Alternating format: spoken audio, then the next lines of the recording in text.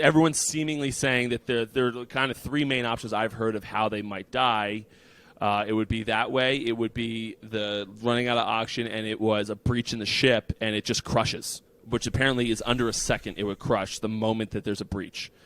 And I think a lot of the things that I read seem to indicate that they thought that was the most likely option, that the thing took on water, and it's been over for a long time. Yeah.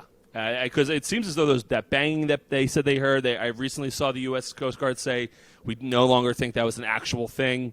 Really? Yeah, I saw that this morning. They said that it's not what we don't think it's from the boat anymore. We just think that was from normal stuff. But yeah, I heard that a lot too. That people thought that they had taken on water and it just got crushed immediately, like instantaneously, and then you'll never find them because it's just going to be debris. It will be all over the bed of the floor or the bed of the ocean, and that nothing really is going to. You're not going to be able to really find much of anything like you would with the Titanic because it's got that huge freaking thing that's still there. This would be kind of shattered into a bunch of different pieces, and you wouldn't be able to find it. So, yeah, this is. I mean, again, I would consider going to space if I was rich enough and it became like a little bit more. Yeah, frequent. Space doesn't seem as dangerous. I don't know why, but it doesn't seem as dangerous. I remember I saw a CBS Sunday morning show that I like to watch sometimes, and they had like a little, focus on this Titanic, Ocean Gate company. This was months ago, and they broke it down like, here's how you do it, and one of the CBS field reporters was supposed to go down to the Titanic, and they had an issue, so they got in the water. He had an issue, and they had to come back up. But they were breaking down the whole thing of how you do it. And you get in the sub and you sit there, and the whole mechanics of the sub, and the guy that's piloting the thing shows you the little controller that he has. It's like an Xbox controller.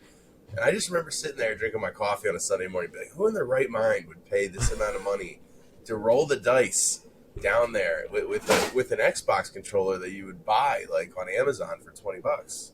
Well, there's definitely a contingent of people out there that are willing to take those kind of risks. So there's real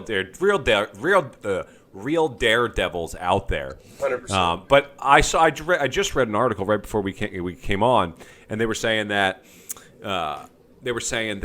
like this guy who had previously been on one of the voyages with the Titan was like it felt as though they had like certified pre-owned equipment, like they were using like hauled it out of like the junkyard, and they were using stuff that you would expect them to have, like really fancy stuff. And Patrick, did you see the controller that they use? I'm sure you did. It's everywhere. Yes, of course. And it looks like it's like remember the PS4 controller you bought, and it was like a second hand one. Yeah, the knockoff. You didn't get the PlayStation brand. Yeah, it was like the Yes. Logitech one. And we were like, yeah, well, you got, it started going nuts on him. It's like in Fortnite, Patrick's just like running out of a bush and he's trying to stand still because his controller's going haywire. And we were like, you got the knockoff brand, and I got the PlayStation one, and mine's acting great. And we're both like, yeah, that's what you get. It's what we thought. It was $9.99. And it kind of feels like this guy was doing the same thing. Like, I mean, I don't really know what how big of a deal that is. I know that, I don't know that there's necessarily anything wrong with that. But when you get yourself into a situation now where it's like, what's going on? Like, you're dead. Now it looks really bad. It looks like you had knockoff equipment. Whether that was a big deal or wasn't a big deal, now you've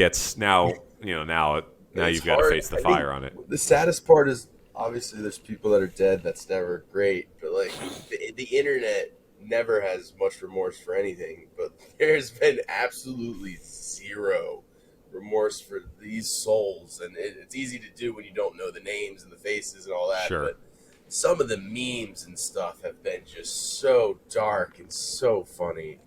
It's sad. Like, I'm ashamed of myself for laughing so hard at some of these memes of the Titanic getting a body count 100 years later. Like, it's sad.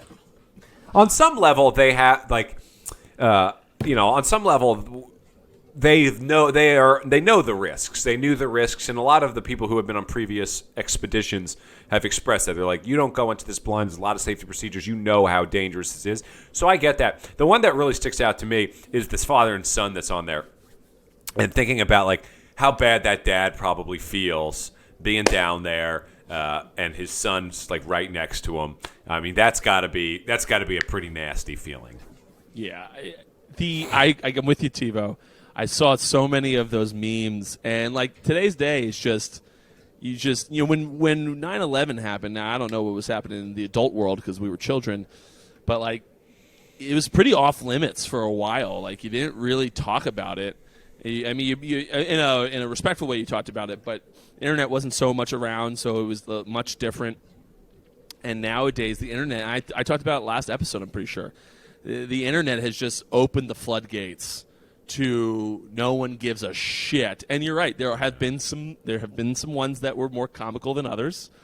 I have seen some remorseful people say, like, I've seen a few posts like, "Oh, I hate billionaires as much as the next person," which again is crazy to me sometimes that people just hate people for making money. Yeah, but that annoys me. But to not have any sympathy for someone dying it seems pretty egregious, which it is. But there is zero remorse online for any of these people seemingly, and it's all someone said that like they marked themselves safe on Facebook from this thing because and it's like and they had like a reason you're marked safe because I'm poor.